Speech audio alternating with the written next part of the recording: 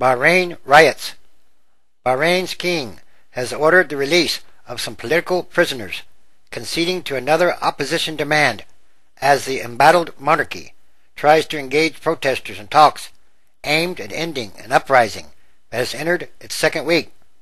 The king's decree, which covers several Shiite activists accused of plotting against the state, adds to the brinkmanship on both sides that has included a massive pro-government rally, an opposition march in response, and the planned return of a prominent opposition figure from exile. It's unclear how many prisoners will be freed, said a government spokeswoman, but they include some of the 25 Shiite activists on trial for allegedly plotting against the Sunni rulers of the strategic island kingdom. 2 of those in the case are being tried in absentia, including an opposition leader who has been in self-exile in London since last year. He was expected to return to Bahrain. His presence could bolster opposition forces seeking a harder line against the monarchy, including some who have called for the complete ouster of the king and the royal dynasty that has ruled for more than 200 years. Tens of thousands of opposition supporters marched on Tuesday through the capital of Manama, carrying Bahrain's red and white flag and circling the Bahrain Mall and Manama's financial district, symbols of the country's prosperity in recent decades. Security forces did not move to confront the procession, but helicopters circled overhead. Egypt, Tunisia, are we any different? They chanted, calling for the Sunni rulers they accuse of discriminating against the island's Shiite majority to fall. I don't care if it is this government or another, but whichever it is, I want my rights, said a 22-year-old student. I want a chance to have a job, a career, and a future. The government said on Tuesday that the overall death toll was 7 from last week's clashes, which included the army opening fire on protesters. Previous reports from opposition groups and hospital officials in the past week set the death toll at 8, but the government tally now appears accurate. The government said 25 people were hospitalized, but it's unclear what degree of injury authorities used to arrive at that figure. Opposition groups placed the figure at more than 200. Associated Press journalists at the main state hospital witnessed many dozens of people being treated. The attacks on protesters have brought stinging denunciations from Bahrain's Western allies, including the United States. The U.S. maintains very close ties with Bahrain, which hosts the U.S. Navy's 5th Fleet. Bahrain authorities withdrew the military Saturday and allowed protesters to reclaim the landmark Pearl Square, which has been the center of the Shiite-led uprising. Bahrain's Shiite majority has complained of discrimination and political persecution in the kingdom. They have staged protests in the past, but the current unrest, inspired by the toppling of regimes in Tunisia and Egypt, is the most serious against the Sunni rulers.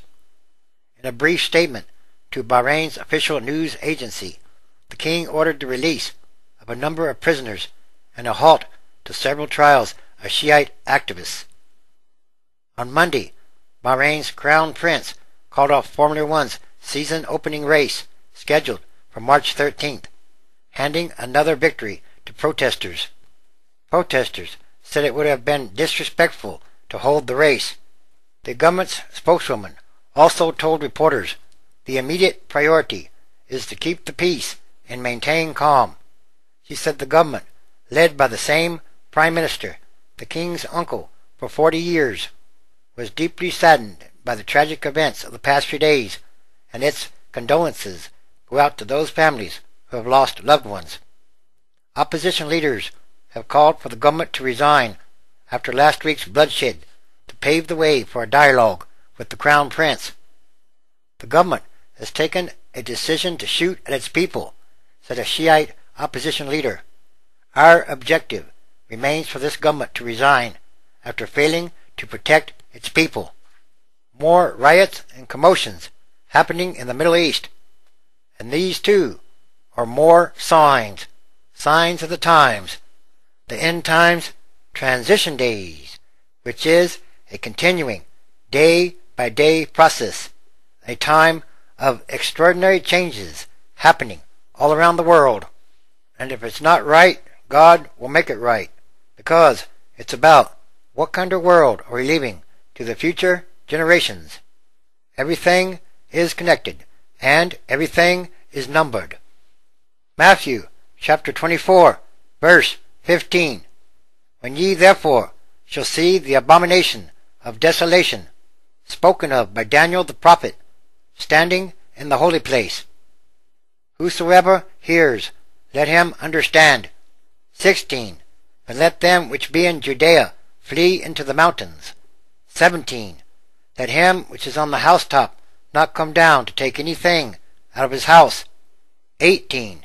Neither let him which is in the field return back to take his clothes. 19. And woe unto them that are with child, and to them that give nurse in those days. 20.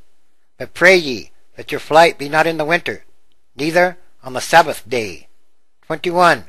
For then shall be great tribulation, such as was not since the beginning of the world to this time, no, nor ever shall be. 22. And except those days should be shortened, there should no flesh be saved, but for the elect's sake those days shall be shortened. Revelation chapter 10, verse 5. And the angel which I saw stand upon the sea and upon the earth lifted up his hand to heaven. 6. And swore by him that lives for ever and ever, who created heaven and the things that therein are, and the earth and the things that therein are, and the sea and the things which are therein, that there should be time no longer. 7. But in the days of the voice of the seventh angel, when he shall begin to sound, the mystery of God should be finished, as is declared to his servants the prophets. It's time. The fourth angel comes quickly